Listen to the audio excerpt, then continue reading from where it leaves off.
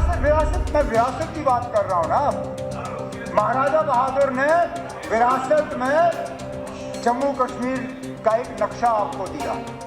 चलिए, एक हिस्सा पाकिस्तान के पास में, उस पर भी आज फॉरेन मिनिस्टर साहब ने कहा कि हम वापस लेके आएंगे। लीडर ऑफ द ऑपोजिशन साहब ने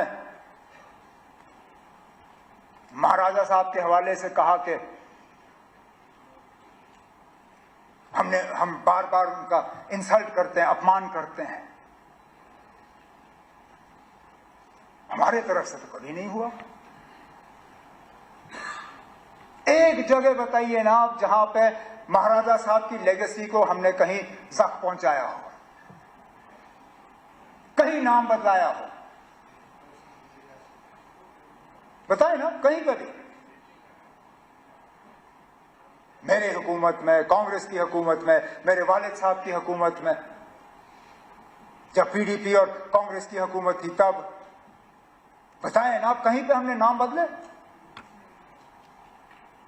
प्रताप सिंह पार्क आज भी प्रताप सिंह पार्क, एसएमजीएस अस्पताल आज भी एसएमजीएस अस्पताल, एसएमएचएस अस्पताल आज भी एसएमएचएस अस्पताल।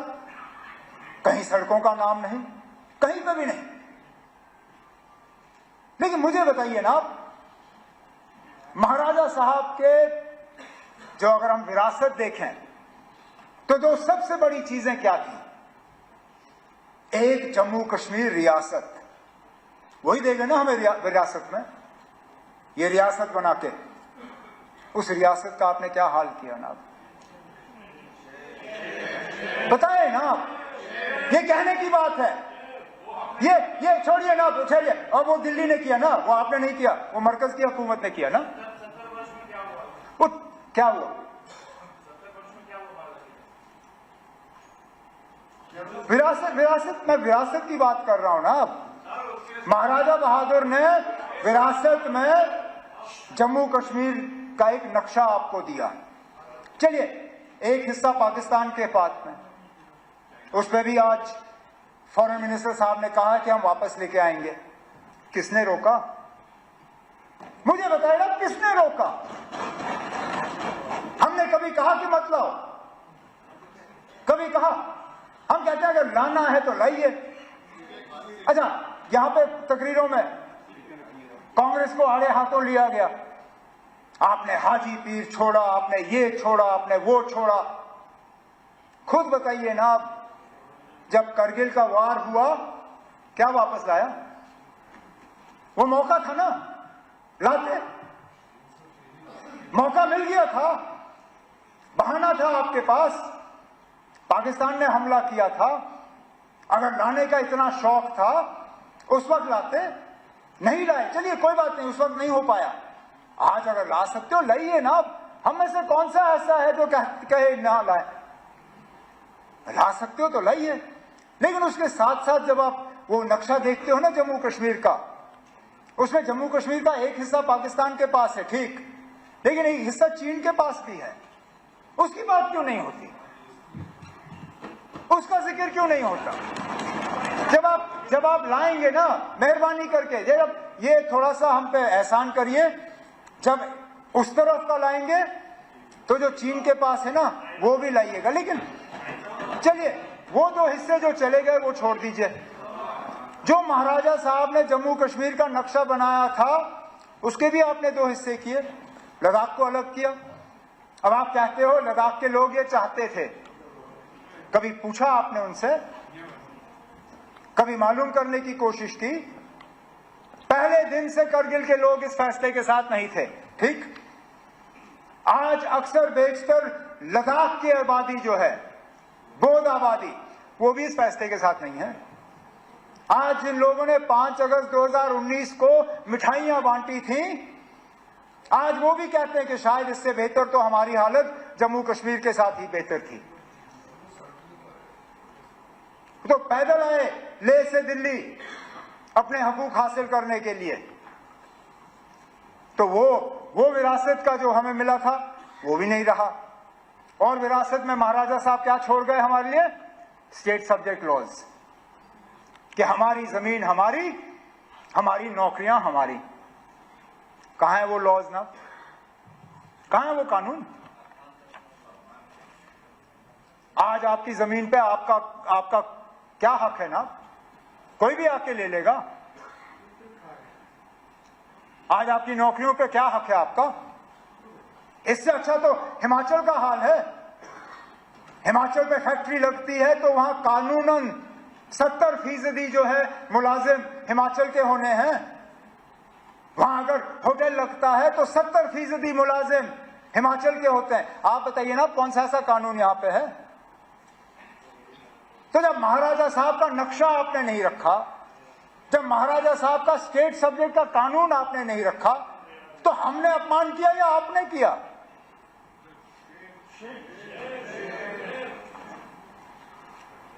लेकिन चलिए कर लिया। फिर 13 जुलाई पे आप नाराज हुए। आपने वो अल्फाज इस्तेमाल किए जो स्पीकर साहब ने मजबूरन उनको एक्सपंज करना पड़ा। लेकिन आपकी और हमारी सियासी सोच बिल्कुल अलग है। आपकी आइडियोलॉजी हमारी आइडियोलॉजी, उनमें कोई मेल नहीं है। लेकिन कम से कम जब हम अल्फाज इस्तेमाल करें तो सोच समझ के करें। उन 22 लोगों ने जो 13 जुलाई 31 को कुर्बानी दी, वो किस लिए दी? एक आवाज हासिल करने के लिए, कुछ हकूक हासिल करने के लिए। और अगर उनका वो करना गलत होता, महाराजा साहब ने उनकी कुर्बानी के बाद जो कदम उठाए, क्यों उठाए? जो विजिलेंस कमेटी बिठाई गई, जो जस्टिस दलाल कमीशन बिठाया गया, क्यों बिठाए गए? जो उस कमीशन के बाद इलेक्शन का अनाउंसमेंट हुआ, जो इलेक्शन करके प्रजा सभा बनी,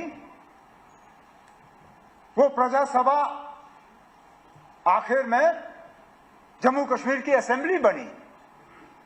अरे नाब, जिन कुर्बानियों के बुनियाद पे ये असेंबली कायम हुई, उनके बारे में भी हम इज्जत से 2 शब्द इस्तेमाल नहीं कर सकते। उनकी सिर्फ इतनी खता है कि वो मुसलमान थे, इतनी खता, ये मानिए आप। क्योंकि बाकी मुल्क में जहां शख्सी राज के खिलाफ आवाज उठी, वहां पे किसी ने उनको गद्दार नहीं कहा। लेकिन यहां पे क्योंकि वो मुसलमान थे और जमहूरियत के लिए लड़ रहे थे, हमारे मुंह से उनके बारे में इस तरह के अल्फाज कितनी आसानी से निकलते हैं। अब मैं बाकी इतिहास हिस्ट्री में नहीं जाऊंगा, क्योंकि मैंने तारिगामी साहब की तकरीर के बाद उनको एक पर्ची भेजी। मैंने कहा ना, आपने तो मेरी आधी तकरीर मुझसे ले ली, जो आपने पूरा हिस्ट्री का हमें यहाँ पे सुना दिया, तो मैं उसी को अपनी तकरीर समझ के तारिगामी साहब की बात जो है उसको ओन करता हूं।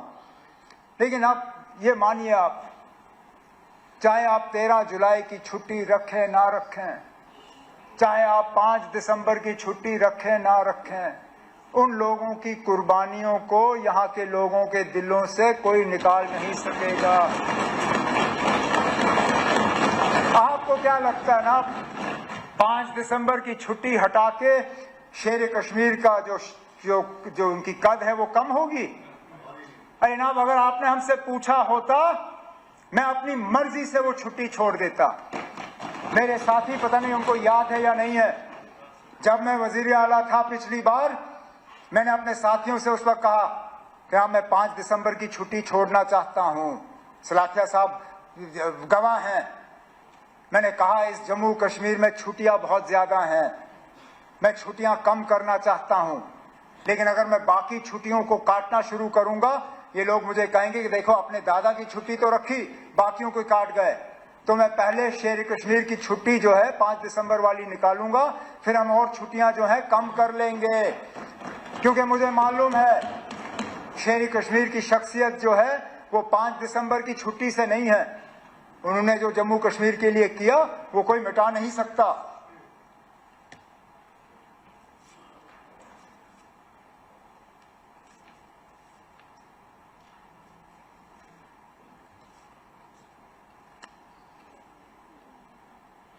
स्टेटहुड का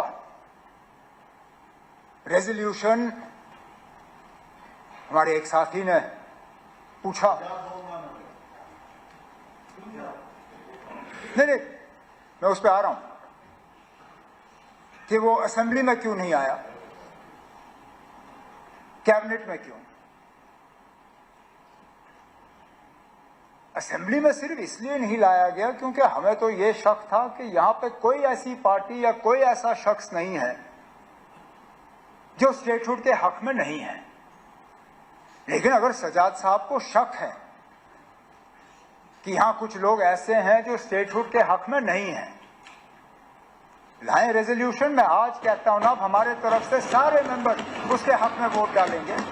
वैसे भी शायद कल या परसों इन्होंने वैसे भी हाथ ऊपर करवा के 2 रेजोल्यूशन तो यहां पास कराई थी, ये वाला भी पास करा देते, हम अभी हाथ ऊपर कर लेते। नहीं ना, ये वाला अब इनसे बात करके करवा लीजिए, लाइए ना, इनसे मशवरा कर लीजिए, आपके वहां बैठे हुए हैं, लाए ना, हमें कोई एतराज नहीं है।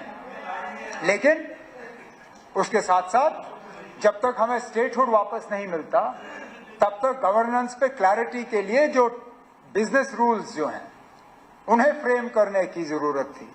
अब बेशक थोड़ा वक्त लगा, लेकिन कल रात को कोई 8 बजे के आसपास हमने कैबिनेट की मीटिंग की, हमारे बिजनेस रूल्स जो हैं वो फ्रेम हो गए हैं, कैबिनेट ने उनको मंजूरी दी है। उस मंजूरी को अब लेफ्टिनेंट गवर्नर साहब के पास भेजा हुआ है और उम्मीद की जा रही है कि उस पर जो है मंजूरी दिलवाई जाएगी, ताकि कम से कम जब तक ये सिस्टम जो है हमारा है, मैं तो मान के चल रहा हूं कि टेम्पररी है, लेकिन जब तक है ठीक तरह से चलना चाहिए, कोई कंफ्यूजन की गुंजाइश रहनी नहीं चाहिए। वो कंफ्यूजन कम हो, उसके लिए ये जो बिजनेस रूल्स हैं ये चलें आगे तो अच्छा है।